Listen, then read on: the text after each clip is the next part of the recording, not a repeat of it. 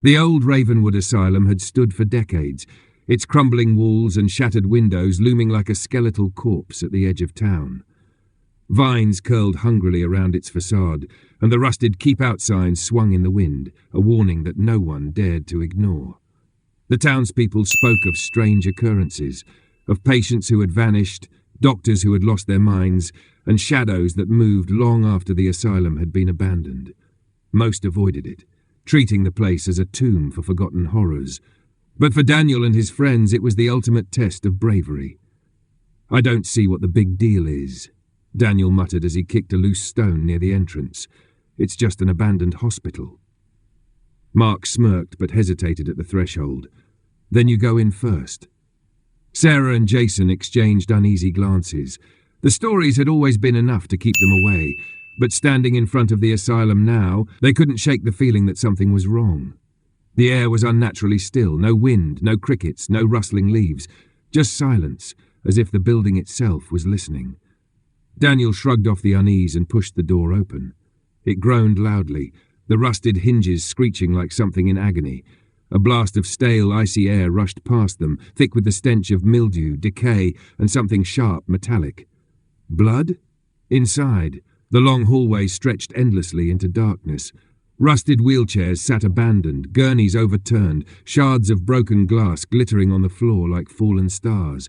Faded patient records lay scattered, their ink smeared by time and neglect.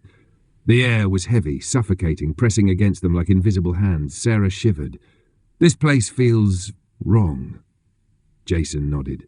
"Like we shouldn't be here." But Daniel was undeterred, leading them deeper into the shadows. Their footsteps echoed in the emptiness, yet somehow it didn't sound like just four people walking. Something else was moving, a fraction of a second too late, too slow, just behind them. Then came the noise, a soft clatter down the hall. They froze. "What was that?" Mark whispered, gripping his flashlight tighter. Daniel forced a chuckle. "Probably just a rat." But even as he said it, his pulse quickened. The sound had been deliberate, precise, like something shifting just out of sight. As they turned the corner, they stopped abruptly. A wheelchair sat in the middle of the hallway. It hadn't been there before. Sarah's breath hitched. "Someone's here." The air grew colder. Their breath curled into mist before their eyes. Then a whisper, faint, fragile, desperate. "Help me." The flashlight beams flickered violently. Then the wheelchair lurched forward on its own, rolling toward them in slow, perhaps jerky movements before coming to an abrupt stop. Jason's chest tightened. "Screw this, we need to go, now." They turned to leave, but the hallway behind them was gone. The entrance had vanished. The walls had shifted, stretching into endless darkness. The way out no longer existed. Sarah clutched Daniel's arm. "What's happening?" "I don't know," Daniel stammered, his voice barely a whisper. Then from further down the corridor, a door creaked open on its own. A faint light flickered within, casting long, trembling shadows. It was a patient room. Inside, an old hospital bed stood beneath a dim, buzzing light.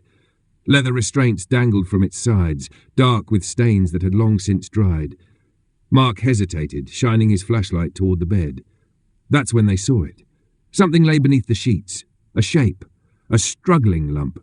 The restraints tightened on their own, yanking taut against invisible wrists and ankles. Then the lump sat up. Sarah's scream shattered the silence.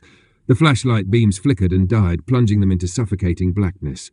Then the whispering returned, louder, frantic, overlapping voices filling the air, pleading, sobbing. "Don't leave us. Stay forever."